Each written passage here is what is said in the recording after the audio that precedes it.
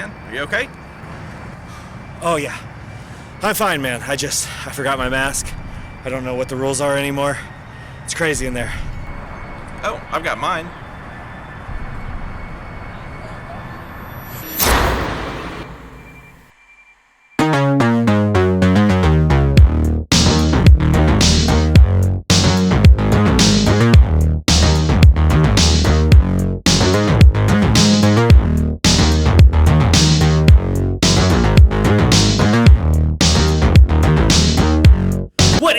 Everybody, welcome to Tavern Talk. I am Philip, and joining me this week, Mr. Luke Irvin. Thank you for being here. Thanks for having me. Yeah, absolutely. Luke has got several projects going on right now.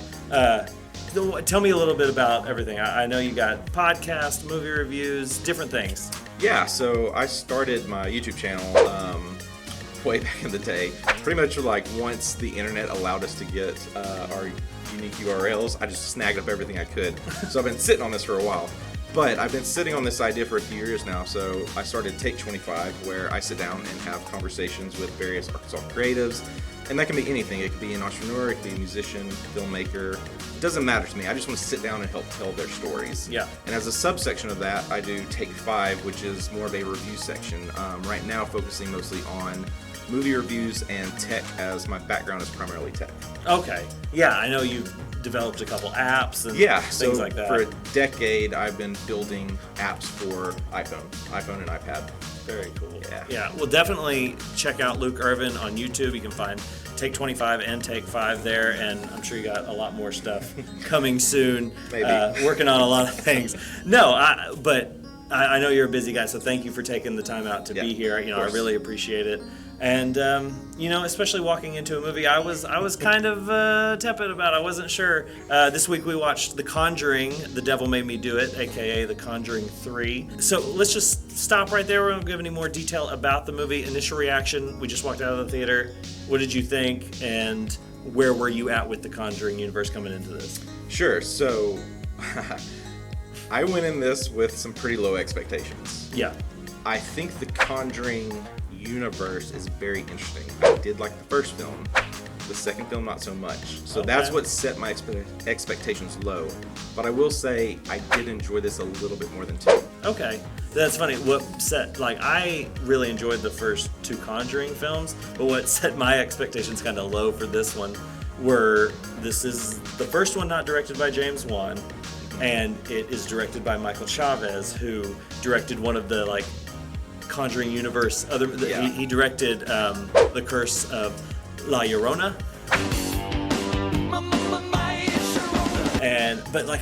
I've only seen maybe 1.5 of the Annabelle films. I didn't see the first Annabelle movie because I heard it was terrible. We reviewed Annabelle Comes Home a couple years ago, and it was all right. I wasn't a big fan of The Nun. Hey! Can't you see this woman's a nun? So I was just like, this has more misses than hits going into this third one, and then it not being directed by Wan, I was like, is this kind of losing steam?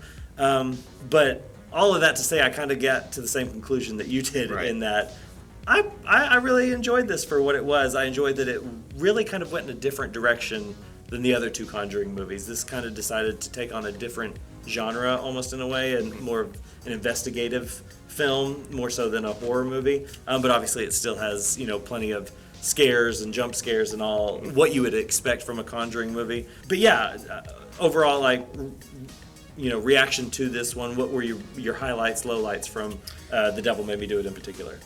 Yeah, so the thing that I liked about this, and this is probably where film Twitter is going to argue with me, is if you look at the second film, I didn't get much of that connection between the Warrens. Okay. That's where I rewatched this the other day, and I just wasn't getting that connection like you get in the first film. Yeah. Because that's really why you come to watch these films, is you want to see the Warrens, you want to see how they kind of play off of each other, how they're going to figure this out. And you're totally right. This is more of that detective movie, but this movie you get the Warrens. Absolutely. Throughout, beginning to end, you were stuck with these characters. Mm-hmm. So I really enjoyed where you have scenes where Ed wants to do this, and then his wife is like, I don't know, and then they'll reverse that later on. Yeah. So you kind of see them playing cat and mouse through the whole movie. So I really enjoyed that. Things that I didn't like. For me, it's not asking why. I don't think we've really gotten that in any of the films of like when they get to the point where they're kind of, getting to that final climax moment. Why are you trying to do this? Why do you want to? You mean like the Warren's motivation period? Yeah. Or? What's the motivation? Why? I've circling back, rewatching Mindhunter. I like just watched the episode where they interviewed someone who was said those were possessed by demons. Right. So that moment was fantastic because they're just really drilling into that. Like, well, why were you wanting to be possessed by demons? Why did you get into that? Like, they're not asking like, why are you trying to possess this demon? Right. Because to me, it just feels like it just kind of ends up being this basic murder movie when I feel like it needs to be a little bit more. Like, why are they really invested in this? In the end, it just kind of like feels like all they're trying to do is just murder people. Yeah. Well, and even like, because I feel they do flesh out the Warrens a lot. Obviously, this is the third movie. Yeah. They've had plenty of time to do that, and they do that really well here. Like you said, funnily enough, like rewatching the first two Conjuring movies this week, what stood out to me more this time around than the first time I saw them was how well, or how much I was invested in the Warrens' relationship and how strong it was and how well defined it was in those two movies. And so, yeah, that's what kind of, even though James Wan didn't direct this one, what gave me the hope was that Vera Farmiga and Patrick Wilson were back. They're the core of these movies. As long as they're there, I mean, I'm probably going to, be down to go along with this adventure. But yeah, and even more than just them, it would be kind of like, and not to spoil too much, but the antagonist here, it's like, yeah, what made her, and they kind of touch on it briefly, but like what really motivated her to like go down that path, and or why was it so fascinating? Was it something that was just like an evil that like lured her in maliciously, or was it just something she genuinely was interested in? That's probably saying too much already, but whoops. No, so yeah, I think it definitely could have fleshed out the villain more, and it has time because this movie's like almost 2 hours long and feels like there are definitely sections where it drags and could have used, going over to that other perspective and giving us a little more instead of just, going through these beats with the Warrens because, one too many of them kind of do feel the same. Right. They set that up so great with the core family they're with, but that's what I was expecting when you get to the third act is, okay, give me that backstory. Let me really understand why this person is wanting to control these people or summon this demon or do what they're wanting to do. And we just didn't get that. Yeah. And that's what's making me lose the investment in this. And I hate that because you get invested in the main two characters and you want to see them continue on this journey. Side note, their assistant. Yeah. Really interesting. Like, I don't know, there was moments because you get that detective element. I'm like, I kind of want a spin-off series with him. Yeah. Because it seems like he's out doing all of this work, but we never really get to see like what he's doing. It's all of a sudden he's like, hey, I've got this. And that's kind of what's funny because this very easily could have been like a courtroom drama as well. Yeah. And like I wanted to know more about how the lawyer went about defending him with that because this is based on a true story, which automatically gives it this sense of like I'm not even sure what the word is. Like, this isn't just like silly genre demonic stuff. Like, there's some weight to it because it is based on this true story. You see clippings, you hear, the tapes at the end or the credits, like in the other Conjuring movies. And so there is this like, oh man, this is real. This really happened. There are real people out there who dealt with this, and this is based on the first case in U.S. history where demonic possession was used as basically an alibi for murder or as a reason for a cause for a murder. And I just would have we get little bits of it, but most of the movie is the Warrens trying to gather evidence to prove that Arnie Johnson was in fact possessed.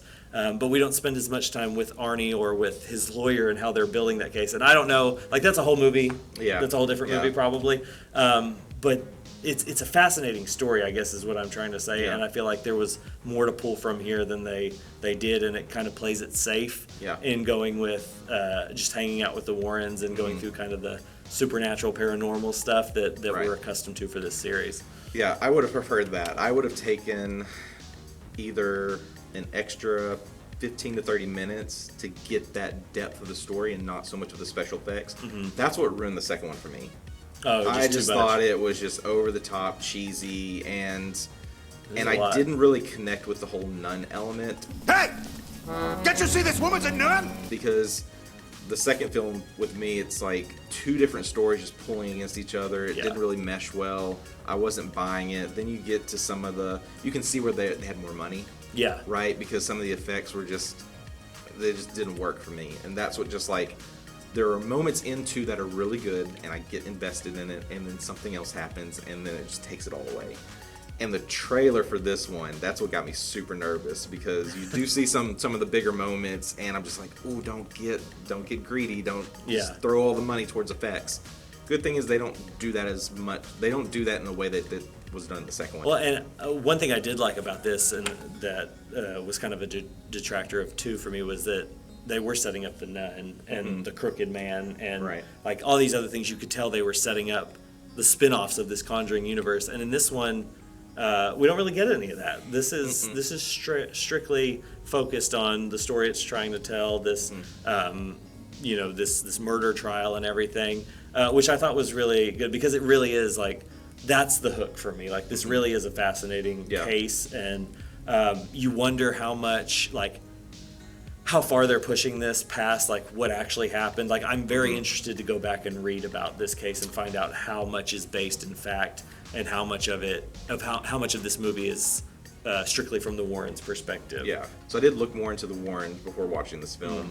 So that was another thing. It's like, how are they going to set up this ending? Because one of them is no longer living. Right. Lorraine, I think, passed in 2019. Well, maybe they're both not living. Oh, okay. I wasn't sure if Ed the things I away. found online was that Ed passed away, I believe, in 2006. Okay. So at the end of this film, it's like in the 80s. Yeah. So how many more would they do to get up to the point where? Yeah, there's more to digest here than I anticipated, but I found myself really involved in the story, but at the same time, like, kind of bored here and there, like throughout. I thought with the story I should have been more engaged in it, but I don't know. Like, anything else that you wanted to highlight or would add? Cool moments, especially when they do kind of like the flashbacks to kind of build up to answer some questions. Yeah. Some of it I think they may have jumped a little too quickly, especially with the little boy. Like, it just seems like they just dived right into that. It was like an automatic thing.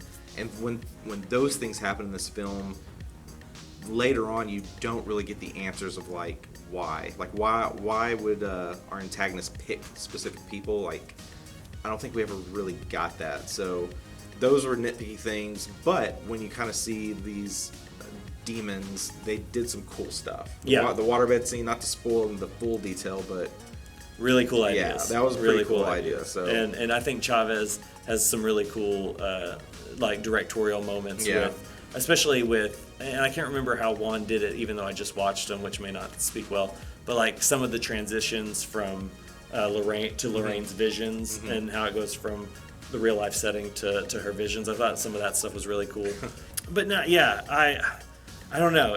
I'm kind of torn on this one, because I really wanted to like it and to enjoy it, because I do like this series, like, overall, especially the core Conjuring movies, and I think this definitely has some high points, but it definitely, could have had a little bit more ambition, given the case and the story it was telling.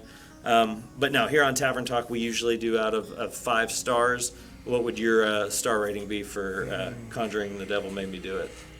I think with this one, I'd probably go 3. Yeah. That's exactly what I would say. Yeah, I'm right there.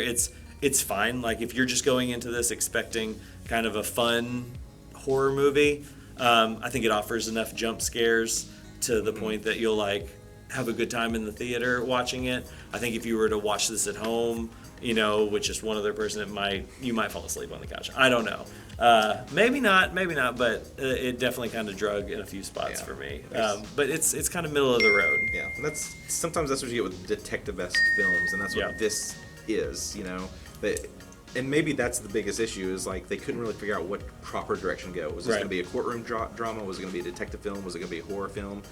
No, let's just try to mesh all three. And had a little bit of an identity crisis there. Well, Yeah. yeah, no, it's solid if you enjoy the Conjuring universe. Of course, it's one I would definitely recommend checking out just to complete that series. And again, it's Patrick Wilson and Vera Farmiga are great as the Warrens, and they're the heart of this franchise anyway. And they do some solid work here, and it really does evolve their relationship. So it's worth it to check that out if you're already invested in that. But thank you, Luke, for joining us once again. I really appreciate you taking the time to do this. And thank you guys for watching. Definitely hit subscribe, hit the bell so you get a notification every time we upload a new video. We try to upload a new review of the biggest release every week. So thank you for doing that, for watching once again. And that's it for this week. So we'll see you next week. Peace.